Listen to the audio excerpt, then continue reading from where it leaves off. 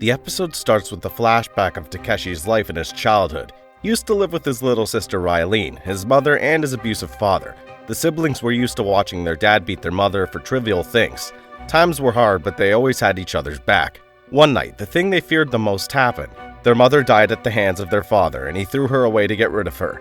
Takeshi and Ryleen were only kids, but they understood the sin they had witnessed. Right after the disposal of the body, the father started to yell at Ryleen.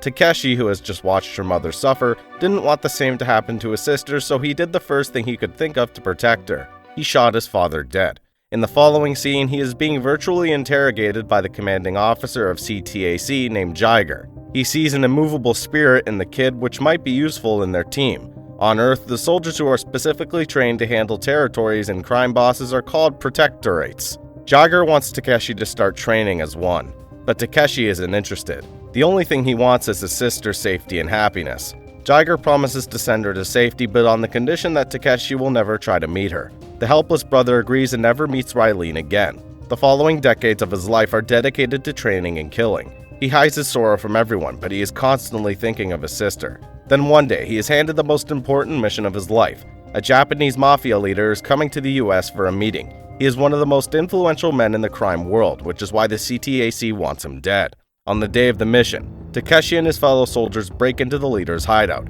Everything goes according to the plan, and Takeshi is finally in front of the leader, ready to kill him. But right then, he feels the touch of a gun on his back. The woman pointing the gun at him has the same necklace that his sister used to wear when they were little. He inquires where she got that from, and she replies by calling him by his name. The siblings reunite after several years and are overjoyed. But before they can express it, they are approached by both the Japanese guards and the protectorates.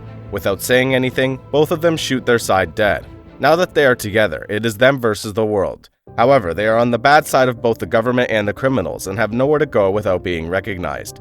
Moreover, Takeshi finds out that Jiger lied to him. He never sent his sister to a nice family or helped her financially. She was left to fend for herself, which is why she got involved with the mafia. To save their lives, the siblings will have to go somewhere where the government and the criminals haven't spread their wings. The only such place is the woods. Hence, the next morning, they start the journey and continue deeper into the forest. They get into a slight argument because Takeshi doesn't talk as much, but in the end, they promise to be there for each other till the last moment of their lives. When it gets dark, some armed soldiers surround them. They are abducted and brought to the secret base of the Envoys. The Envoys is a rebel organization that preaches equal life for everyone. They are against the rich and powerful men never dying, while the mortality rate of the poor keeps on increasing rapidly. The great leader of the group is Quell. She is ambitious and a trained combat fighter. Her skills are unmatched compared to anyone in the camp. Hence, she is also a teacher to all of them. The group knows about the siblings because there is a large bounty over their heads. Since they are also against the government, Quell believes the siblings can join their team and be an asset to them. Initially, Takeshi is skeptical because he wants a peaceful life for both himself and his sister. However, Quell is a skilled leader. She persuades both of them to stay with the group. After that, the two are brought to a cave which is the main hideout of the Envoys. An old tree is programmed to make food for everyone, which shocks Takeshi. Starting the next day, Quell begins their training. For the first lesson, she teaches them to trick their mind into thinking of their body as a weapon. In the beginning, Takeshi thinks she is only bluffing, but after she defeats both him and the other man at the same time, he realizes the extent of her power. The most important lesson is to learn how to use a human capsule to transfer into virtual spaces. Using this technology, they can enter any building in the world to steal data and make it seem like a minor lag in the system. Takeshi is the best at this exercise because he can stay in the pod longer than anyone else, even Quell. Days pass and they learn things that criminal and police life never taught them. The place becomes Takeshi's home and the Envoys become his family. They eat, train, work together, and start getting along with everyone. Then one day, Quell reveals that she wants to remove the system of immortality altogether. What eventually made humans equal was death. Without it, the rich have gone on a rampage and changed the course of human nature. She knows it will be hard for the others to join hands with her in this mission because they too want to live longer. But she convinces them that being human is only possible if one dies. After listening to her speech, the Envoys ask her how she plans to eradicate immortality. Quell explains that they have to steal the casting source code from the central core. Once she has those, she will create a program that will spread to every DHF in the system. That way, every human being, whether it be rich or poor, will have exactly 100 years to live. Equality will prevail and humans will turn into humans again. Everyone aligns with her idea, but the only problem is the risk involved in stealing the casting source. That night, they devise an elaborate plan and execute it. Quell and Takeshi, alongside other soldiers, go to the central code and manage to enter inside. They even acquire the source, but the plan goes wrong when the protectorates are informed, and Takeshi is trapped alone in the facility. He is interrogated in the same room where he was recruited in. Jagger assaults him and brags about his authority. There is no way for Takeshi to escape, but then Quell's virtual form breaks into the VR and interrupts them. She asks Takeshi to remember what she had taught him about VR manipulation. Using the technique, Takeshi sets himself free and everyone is safe. Although the mission was successful, Ryleen is not a fan of it. She thinks Quell only saved Takeshi because she needed him for later. The next day, Takeshi and Quell meet at the bank of a river. While talking about programs, Quell reveals that she is the one who invented the concept of stacks. Her only aim behind creating it was so people could explore the universe without having to worry about time. But the device was misused, and now it is her responsibility to turn the world back to normal. The duo talks for a long time and ends up making love by the river. The next day is the day of the final attack. Ryleen finds her brother with Quell and walks away in anger. Takeshi follows her behind while Quell goes to check on the vehicle they are going to use. Everyone else is in the cave, which is suddenly attacked by the protectorates. Takeshi runs towards the attack zone to find all of his people dead. The ones who are alive are frantic and killing each other.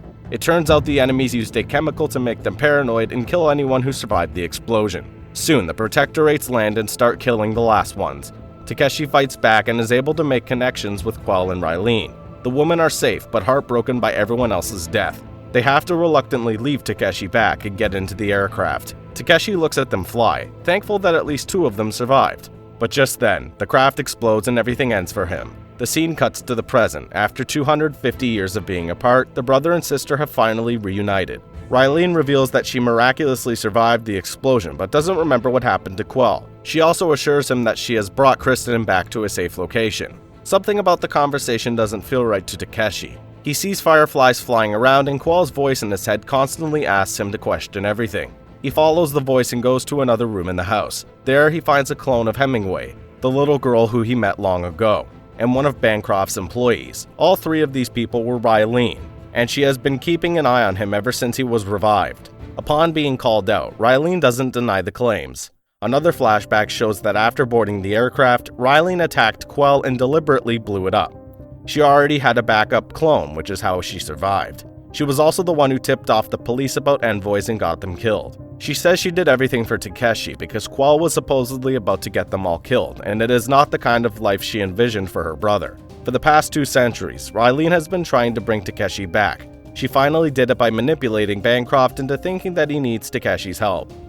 Everything that happened from the beginning of the show was her plan all along, and even the Ghost Walker works for her. An enraged Takeshi holds a sword to her neck, but he cannot get himself to kill her. He has finally registered that Ryleen is not the person she used to be. The world has changed her into a heartless demon. She is so far gone that the torture VR chamber is also her creation, and she feels no guilt for the deaths she caused. A while later, Ryleen discloses that she isn't done yet. Takeshi is yet to prove who killed Bancroft for him to gain complete freedom. When Takeshi refuses to do anything she says, she threatens to kill his loved ones. He reluctantly has to take the Ghost Walker's help to frame someone at random. They also revive Elliot's wife, who is now a man. While bringing her back home, Takeshi meets a worried Kristen, but he has to pretend to be unbothered so the Ghost Walker won't harm her. This hurts Kristen's feelings, but more than that, she realizes something is awfully wrong. In the following scene, Elliot and his wife share an emotional reunion.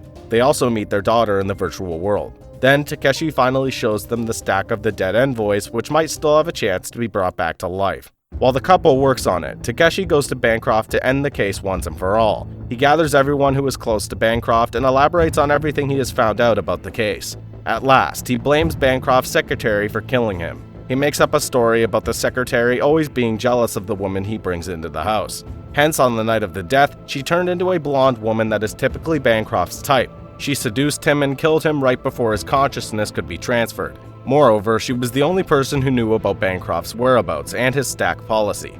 Bancroft believes the conspiracy and fires the girl, promising to make her life hell from now on. After that, Takeshi gets a signed paper that ensures his freedom. Somewhere else, Kristen pulls some strings to find out about the girl in the arena who saved their lives yesterday. To her surprise, she is told that the girl was found, but her identity is not registered in any of the databases. As the last resort, Kristen blackmails a man who works in CTAC. It is the place where many clones are kept and dealt with. The guy brings her to a vault where she finds a clone of Ryleen. However, he locks her inside in the middle of the meeting. Suddenly, a naked Ryleen breaks out of her pod and attacks Kristen. They get into a fight and Kristen shoots her dead. But the fight doesn't end there. Many other clones attack Kristen one after another. She battles and defeats them bravely. When everything calms down, she sees a little girl crying in one of the vaults. In the last scene, we see Kristen hugging the girl. Subscribe and hit that like button to help our channel grow. Turn the notifications on so you won't miss any of our new videos. Thanks for watching.